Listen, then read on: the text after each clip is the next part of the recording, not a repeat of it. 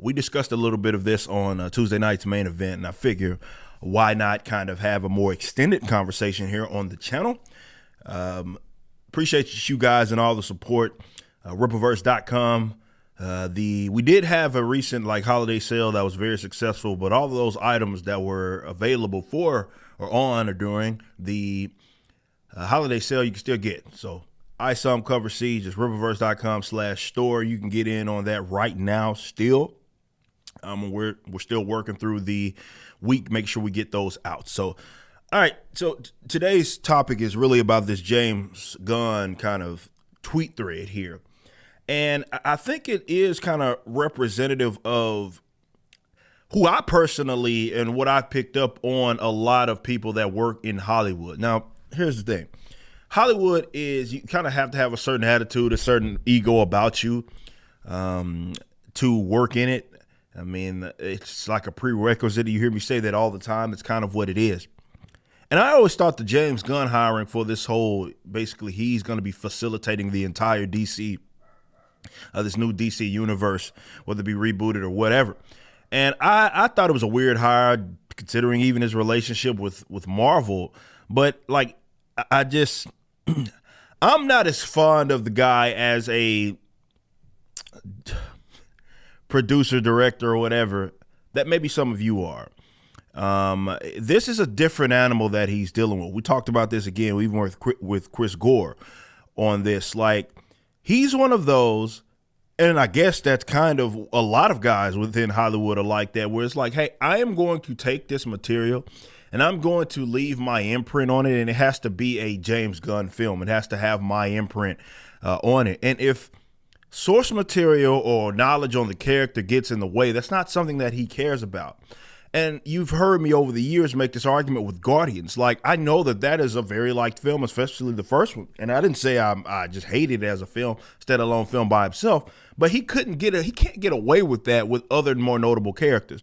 I griped on this channel about how his handling of these characters, be it with the actors themselves and just all around, a lot of these castings were poor. Drax is not Drax the Destroyer, and he's some bumbling idiot really in this deal. And not to say that Drax he certainly has had his moments where he was he started off as this guy that he was solely created to destroy Thanos.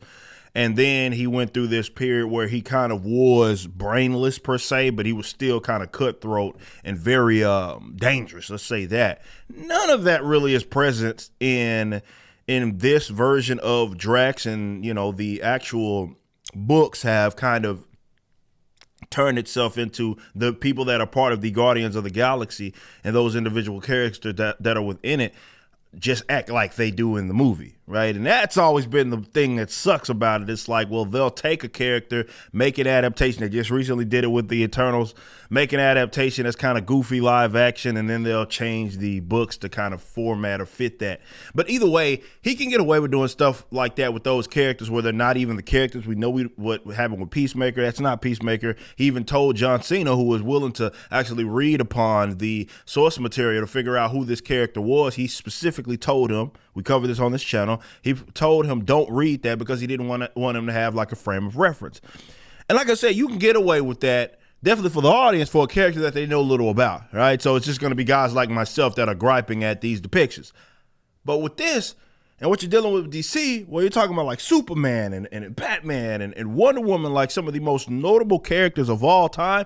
You can't get away with a lot of that. And I thought he was a weird hire because I don't know if he has it in him to even do that, to just say, all right, I'm going to depict these characters for what it is that they are, and I'm going to take my ego aside. And that's kind of when you're taking characters that have source material built up that are very notable. That's kind of how you have to approach it, which is why there's very few people within Hollywood that are capable of really doing those characters justice.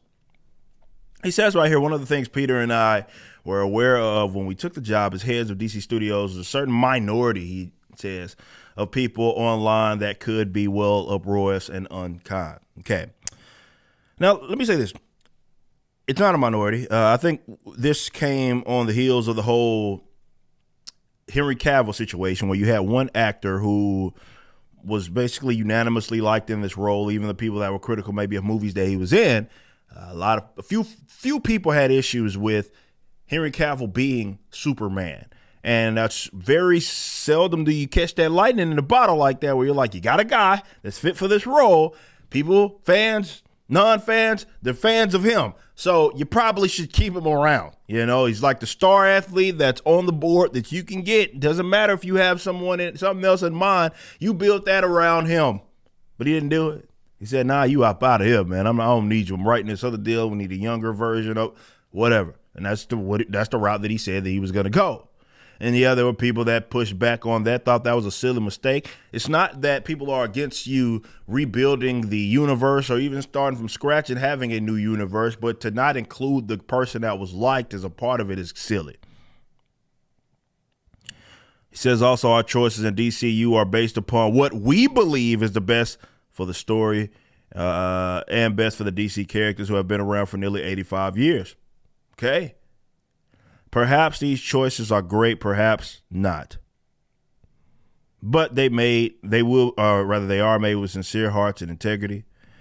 With the story in mind, he continues on, no one loves to be harassed. Here we go. Or called names, but to be frank, we've been through significantly worse disrespect. Outcry will never affect our actions. And that's, Hollywood does this a lot. I mean, you see this with the Star Wars franchise a lot, where it's like, hey, people are critical of a move, people are critical of a character, and they try to diminish that by saying, well, it's only a small sector of those folks, and they are saying things or doing things that are far more of what it actually is. So they'll use terms like harassment and terms that you don't want anybody going around harassing people or anything like that. That's a problem. It's a fundamental issue.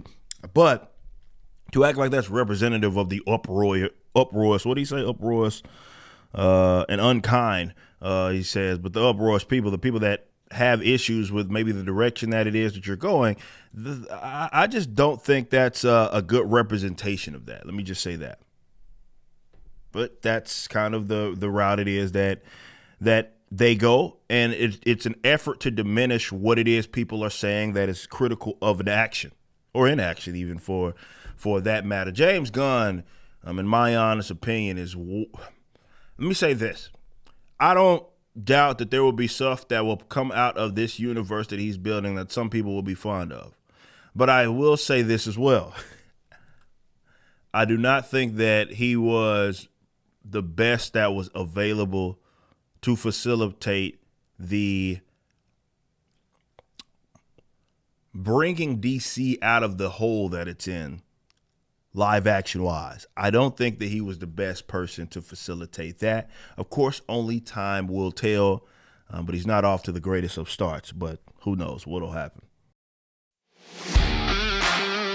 Wherever you're viewing the content, I appreciate you. If you enjoyed it, you may be interested in my comic book company, Rippaverse Comics. Our first book and campaign, ISOM #1, brought in $3.7 million with tens of thousands of satisfied customers. Visit Rippaverse.com to check out our store and stay up to date with the latest campaigns from one of the hottest new comic book companies. Also, my first big step towards a parallel economy was the development of my personal website, ericdjuly.com. This entirely replaced my Patreon. Now, if you enjoy this content, please consider becoming a member over at the website. We have an ever-expanding list of perks for various membership tiers, a forum, and a phone app. Some of these perks will even benefit you if you're fans of the Rippaverse. Anyway, I appreciate you so much for being a supporter and or customer. I even got a little love for my haters.